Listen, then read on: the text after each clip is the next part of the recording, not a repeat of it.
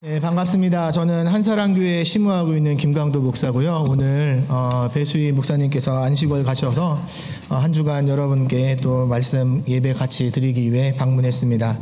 하여튼 이 자리를 허락하신 하나님과 담임 목사님 그리고 장로님 그리고 한장로교회 모든 성도님들께 다시 한번 좀 감사의 말씀을 드리고 오늘 제가 뭐 특별한 말씀을 전하는 건 아니고요. 오늘 말씀을 통해 우리가 하나님 마음을 좀 더 알아가는 시간이 되었으면 좋겠습니다. 오늘은 포도원 주인의 공의라는 제목을 가지고 말씀 증거하겠습니다. 여러분 요즘 많이 이야기되는 시대 정신은 정의와 공정입니다. 어느 시대나 리더에게 정의롭고 공정함을 요구합니다. 특히 요즘 젊은 세대들은 부단한 노력에도 불구하고 사회 출발에서 커다란 벽을 느끼기에 공정함에 대해서 굉장히 더 예민한 시대인 것 같습니다. 한 5년 전쯤인가 한국의 한 대기업에서 발생한 일입니다. 그해 기업이 많은 이익을 얻어 연말에 보너스를 지급하기로 했습니다. 그런데 그 성과급 보너스를 지급하는데 문제가 생겼습니다. 성과급을 지급하고 났는데 한 사원이 문제 제기를 한 거예요. 이 사원이 회사 전체 메일로 그리고 게시판에 성과급이 공정하게 지급되지 못했음을 지적을 하면서 왜 이렇게 성과급이 지급되었는지 납득시켜달라고 요구를 한 겁니다. 왜 직급에 따라, 왜 부서에 따라 성과급이 차이가 나는지 알려달라는 겁니다.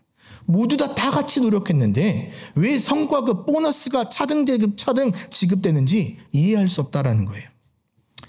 아마 저보다 윗세대 어르신들은 이 문제에 황당해하실 수도 있을 것 같습니다. 아니 이 사람 앞으로 회사 생활 어떻게 하려고 그러나 싶기도 하고요. 보너스는 주는 대로 받는 거지. 그죠? 이 문제 제기할 생각도 못했을 텐데 왜 그렇게 저 문제 제기를 하나 생각하실 수도 있을 것 같습니다. 그런데 문제는요.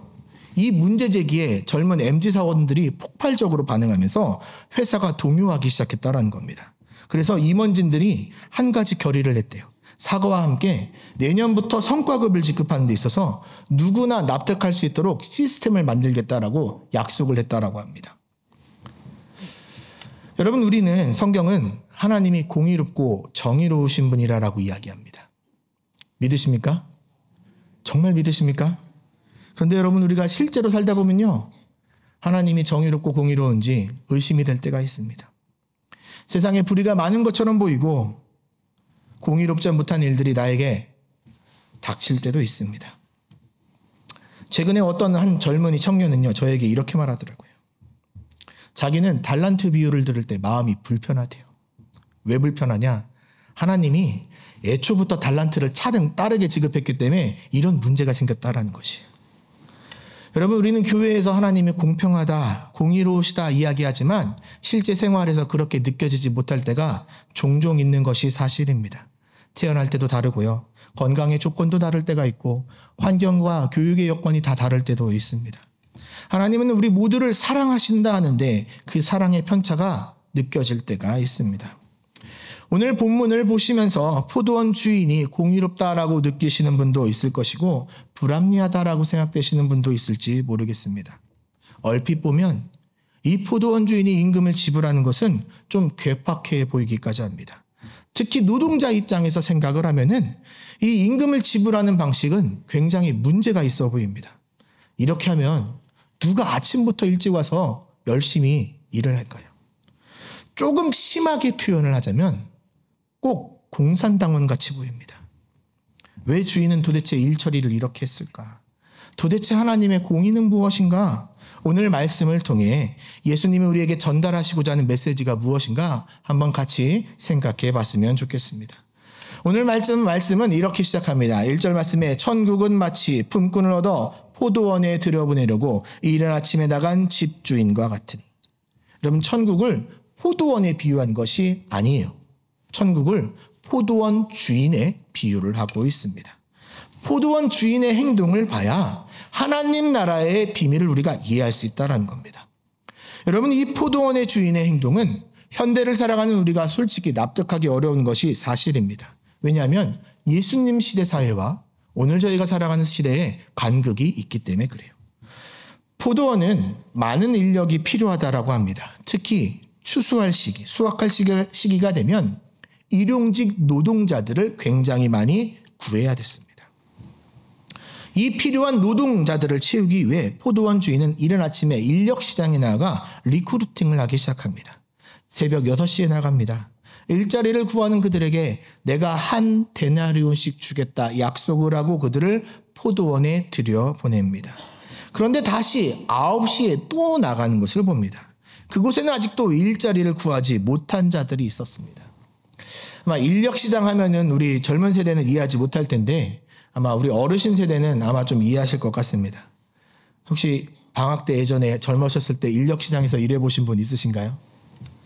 그러면 아침 9시에 인력시장에서 일을 못 구했다라는 것은 무슨 뜻인지 아십니까? 그날 일거리가 없다라는 뜻입니다. 그날 하루 아무것도 할 것이 없다라는 것이. 그리고 주인은 그들을 또 고용합니다. 12시에도 고용하고 3시에도 고용하고 계속해서 고용합니다. 그런데 그들에게 재밌는 점은 수당을 정확하게 이야기하지 않습니다. 다만 상당하게 주리라 약속합니다. 여기서 이 상당하다라는 단어가 헬라어로 다카이오스인데요. 공정하게 정의롭게 지불하겠다라고 약속하고 들여보냈다라는 겁니다. 이미 2번이나 리크루팅을 했음에도 불구하고 이 주인은 계속해서 방문하는 거 봅니다. 12시에도 일자리를 구하지 못한 자들을 또 들여보내고요. 3시에도 5시에도 계속해서 그들을 들여보내는 것을 볼 수가 있습니다.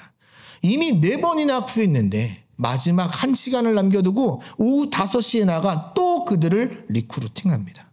여러분 왜 주인은 이렇게 5번이나 직접 방문해서 이 사람들을 포도원에 들여보냈을까요?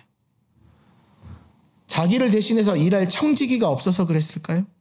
아니 포도원에 필요한 일꾼의 숫자를 예측하지 못해가지고 계속해서 뽑았을까요? 아니요. 그렇지 않습니다. 이 사람은 포도원에 필요한 사람의 숫자를 정확하게 알고 있었을 거예요. 아마 여기서 사업하시는 분들 많이 있으시니까 잘 아실 것 같습니다. 한 주간 여러분 로스터 짤 때 어떻게 하십니까? 필요한 만큼 시간 배분해서 다 이미 짭니다. 제가 볼 때는요, 이 포도원 주인은 아침 6시에 필요한 사람을 이미 다 뽑아서 데리고 갔다라는 것이에요. 그는 사람을 보낼 청지기도 있었고요. 인건비를 아끼자 했다면 모두에게 다 똑같이 한 데나리온씩 주지 않았을 거예요. 인건비를 아끼는 것이 목적이었다면 최대한 줄였겠죠. 그리고 본인도 열심히 일을 했겠죠. 여러분 이 주인의 관심은 포도원이 효율적으로 관리하고 운영되는 데 있지 않았다라는 것이. 주인의 관심은 오직 하나였어요. 포도원에 어떻게든지 간에 사람을 더 들여보내고 싶었다라는 것이. 예수님 당시에 여러분 노동시장은 정규직 이런 거 없었습니다. 요즘 계약해서 정규직 하지만 그런 거 없었습니다. 때로는요 어쩔 때는 일반 시민보다 노예가 속이 더 편할 때가 있었어요. 자유는 없어도 노예는 먹고 사는 문제에 고민하지 않았기 때문에 그렇습니다. 인력시장에 나와 있는 자들은 그날 하루 벌어 먹고 사는 하루를 고민해야 되는 자들이었어요. 이런 노동자들을 고용하는 것은 전적인 고용주의 권한이었다라는 겁니다. 내가 일하고 싶다고 나를 뽑아달라고 해도 뽑아주지 않았습니다. 전적인 선택을 기다려야 됐어요. 여러분 왜 이 주인이 5번이나 고용을 했을까? 우리가 한번 상상해 봤으면 좋겠습니다. 아침 6시에 이미 사람들을 한번 뽑았습니다. 포도원 주인이 집에 들어갔는데 눈앞에 사람들의 얼굴이 아른거립니다. 선택받지 못해 절망하고 있는 자들. 가족들을 먹고 살려야 되는데 고민하고 있는 그들의 얼굴이 눈에 들어오기 시작합니다. 혹시 집에 빈손으로 돌아왔을 때 그 아빠를 보며 낭망하고 있을 그 아이들을 그 얼굴들이 여러분 눈앞에 밟히기 시작합니다. 6시에 이미 필요한 사람은 다 뽑았지만 그가 계속해서 리크루팅했던 이유입니다. 그래서 9시에도 12시에도 오후 3시에도 5시에도 계속해서 나가 사람들을 일할 수 있도록 보내주었습니다. 주인의 마음이 6절에 드러나는데요. 이렇게 말합니다. 제 11시에 나가보니 서 있는 사람들이 또 있는지라. 이르되 너희는 어찌하여 종일토록 놀고 여기 서 있느냐. 여러분 주인이 책망하고자 던진 질문이 아니에요. 아직도 일을 구하지 못한 그들을 안타까워 던진 질문이 여러분 이 질문에 이 말에 나와 있다라는 겁니다. 그들이 대답합니다. 이르되 우리를 품꾼으로 쓰는 이가 없음이니이다. 여러분, 이 대답은요, 오후 5시가 되었음에도 집에 돌아갈 수 없는 그들의 절규였다라는 겁니다. 혹시나 누가 나를 조금이라도 한번 써줄까봐 아직도 인력시장에 미련을 버리지 못하고 기다리고 있던 자들의 안타까운 절규였다라는 겁니다. 저희도 일하고 싶어요. 이렇게 기다리고 있어요. 그런데 저희를 써주는 사람이 없어요. 여러분, 인력시장에서 뽑힘을 당하지 못한 사람들은 누구였을 것 같습니까? 아마 고용주 입장에서 봤을 때 노동력의 가치가 없다라고 생각되는 사람, 또는 몸이 불편한 사람, 그래서 고용주에게 선택받지 못하고 낙오한 자들이 아직도 그 자리에서 울며 기다리고 있었다라는 거예요. 차마 집에 돌아갈 수 없는 자들, 작은 희망이라도 어떻게든 부여잡고 있던 그들이 여러분 오후 5시에 남아있는 자들입니다. 그런데 여러분, 이 포도원 주인은 적선하지 않았어요. 그냥 도와주지 않았습니다. 왜냐하면 그들을 그냥 도와주는 것은 그들의 자존심을 짓밟는 행동이었기 때문에 그래요. 그들에게 많은 노동력을 기대할 수는 없었지만 1시간이라도 데리고 가서 일할 수 있는 기회를 줬다라는 겁니다. 여러분, 이게 우리 하나님 아버지 마음이에요. 제가 오클랜드에서 한번 개척교회를 했던 시절이 있습니다. 개척교회니까 성도가 없었어요. 제가 2명 놓고 설교를 해봤습니다. 이렇게 사람이 많을 때는요, 오히려 설교하기 편해요. 여러분, 2명 놓고 설교해 보신 적 없으시죠? 전하는 사람도 눈을 어디 둬야 될지 모르겠고, 듣는 사람도 눈을 어디 둬야 될지 모르겠고, 난감합니다, 여러분. 그래서 먹고 살아야 되니까, 가족들을 먹고 살아야 되니까요, 대형면허를 따서 운전을 하려고 했는데 최종 면접까지 보면 꼭 떨어지는 거예요. 그러면서 이렇게 말합니다. 너 사람은 참 좋아 보이는데 무슨 말 나올지 아시죠? 경력이 없어서 아쉽다. 아니, 경력 쌓을 기회를 줘야 경력을 쌓죠. 아니, 경력 쌓을 기회를 달라고 지금 어플라이를 하는 건데 최종 면접까지 그럼 데리고 오지 말던가. 그죠? 그렇게 몇 번 일을 겪고 나니까요, 우리 어르신들 여기서 일자리 구하는 게 정말 힘들다라는 걸 뼈저리게 저도 느꼈습니다. 직장에 한번 구해지지 않아가지고요, 밤에 이렇게 기도하면서 말씀 준비하고 있었는데 하필이면 오늘 이 본문이 눈에 들어왔는데요, 제가 이걸 읽으면서 펑펑 울었습니다. 제가 새벽이래. 오후 5시에 온 사람 같더라고요. 해가 떨어지고 정산할 시점이 되었습니다. 6시에 아침에 들어온 포도원에 들어온 사람들은요, 한 데나리온을 약속받아 들어왔어요. 하지만 그 후에 들어온 사람들에겐 정확한 임금을 이야기하지 않고 다만 상당하게 주리라 약속하고 들어왔습니다. 당시 통용되던 하루 일당은 한 데나리온이었고요. 노동시간에 따라 그것을 반드시 그날 임금을 지불하는 것이 관례였어요. 왜 그러냐면 그날 삭슬 받지 못하면 가족들이 다음날 굶기 때문에 그렇습니다. 청지기가 일꾼들을 들어온 시간에 따라 그룹을 나누기 시작합니다. 근데 문제는 여기서부터 벌어져요. 처음 온 아침 6시에 온 사람부터 일당을 지급해가지고 보냈으면 괜찮은데 이 청지기는 주인의 명을 받아 거꾸로 지급하기 시작합니다. 5시에 온 사람, 3시에 온 사람, 12시에 온 사람, 아침 9시에 온 사람, 새벽 6시에 온 사람. 그리고 모두 다 돈을 받을 때까지 집에 돌려보내지 않았어요. 아니, 임금을 줄 때 각자 모르게, 얼마 받는지 모르게 주면은 괜찮잖아요. 아무 분란이 안 생길 텐데 모두에게 다 보이는 곳에서 돈을 주기 시작하는 거예요. 왜 그랬을까요? 여러분, 주인은 이것을 통해 전달하고자 하는 메시지가 있다라는 것이에요. 5시에 온 사람들은 1시간 일했으니까 여러분, 공정하게 주는 건 어떻게 줘야 됩니까? 12분의 1 데나리온. 그게 공정한 거 아닌가요? 제가 지금 산수 잘못했나요? 아니죠. 그런데 여러분, 청지기는 이 사람들에게 하루치 임금을 다 줍니다. 깜짝 놀랐습니다. 나 이거 먹고 살기 힘든데 다음날 가족들 굶어 죽을 텐데 가족들에게 뭐라고 말해야 되나 하루 종일 마음을 졸이고 있던 그들이 한 데나리온을 받게 됩니다. 아마 그들은 속으로 이렇게 생각했을 겁니다. 이상한 포도원 주인 만나가지고 횡재했구나. 그런데 여러분, 12분의 1 데나리온을 받아가면요, 솔직히 말하면 저녁 식사 값도 안 나오는 금액이에요. 그런데 한 데나리온을 받았으니 얼마나 여러분 행복하고 즐거웠겠습니까?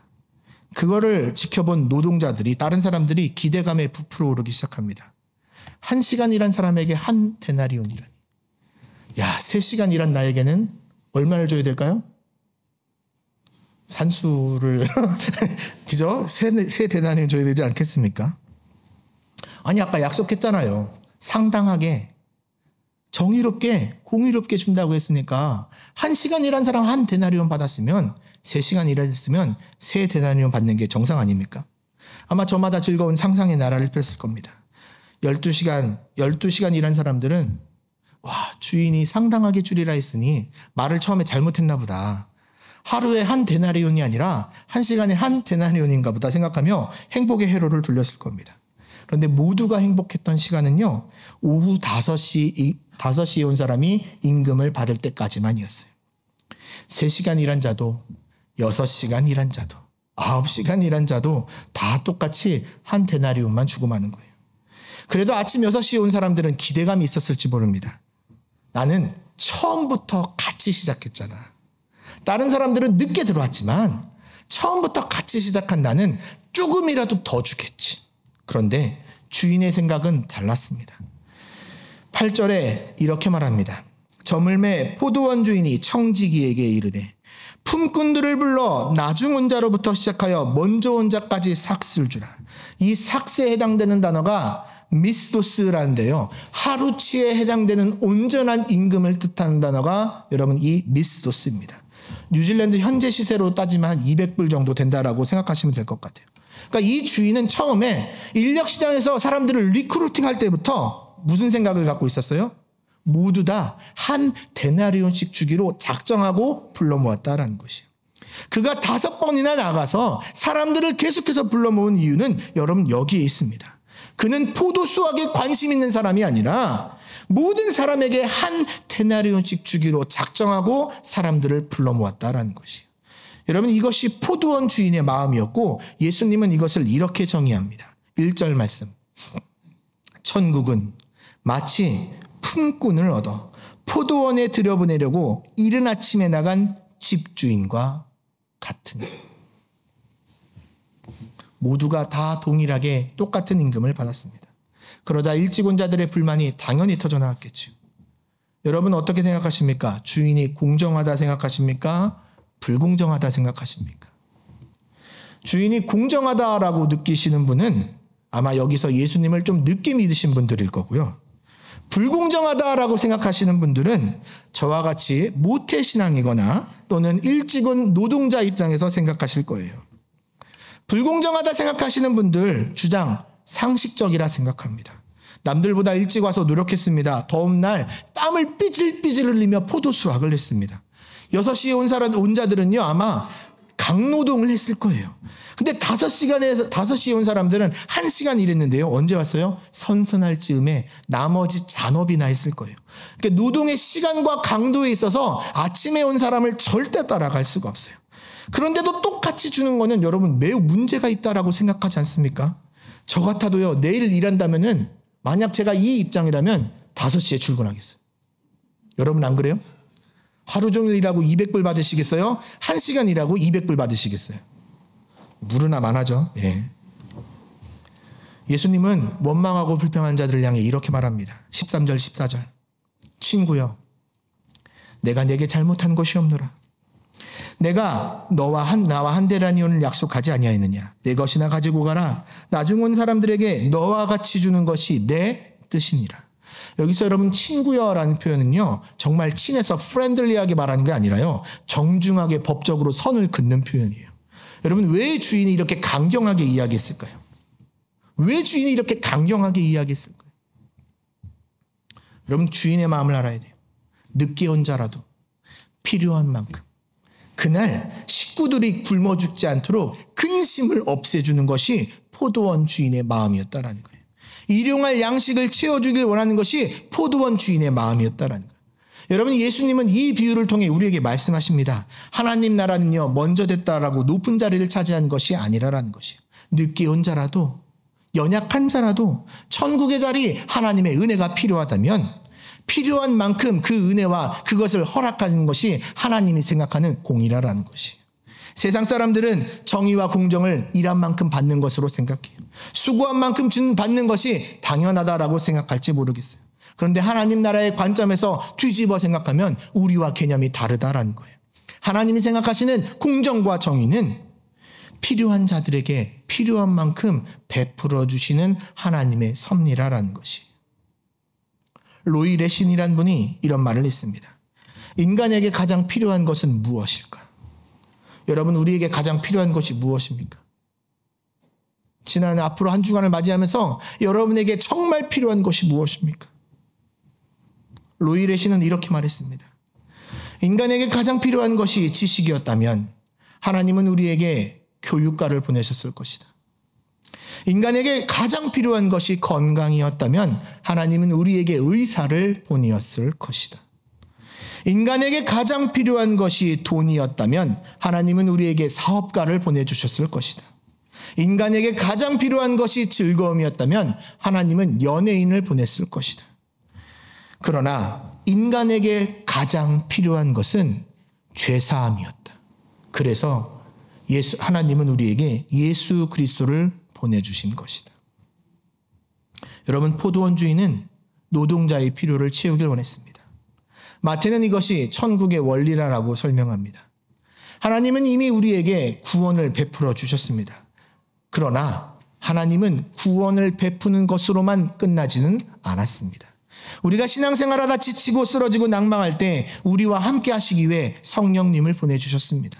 우리의 연약함과 우리의 자존감의 그 낮아짐을 아시고 필요를 채우시는 분이심을 믿으시기 바랍니다.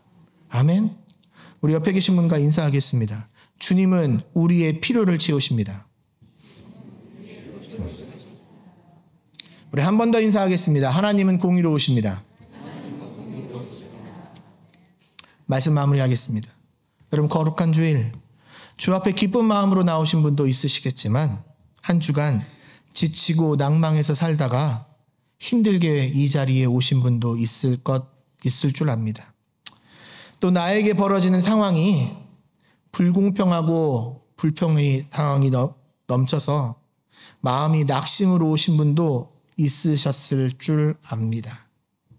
위로가 필요한 분들에게는 주님의 위로가 있기를 바라고요. 기쁨이 필요하신 분들에게는 주님의 기쁨이 회복되어지길 진심으로 축원합니다. 감사가 필요한 분들에게는 감사가 회복되는 주일이 되시길 바랍니다. 소망이 필요한 분들에게는 소망의 주님이 찾아오시길 바랍니다. 주님은 우리의 필요를 채우시는 분이라 저는 확신합니다. 주님께서 우리 삶에 상당하게 공의롭게 정의롭게 채우실 줄 믿습니다.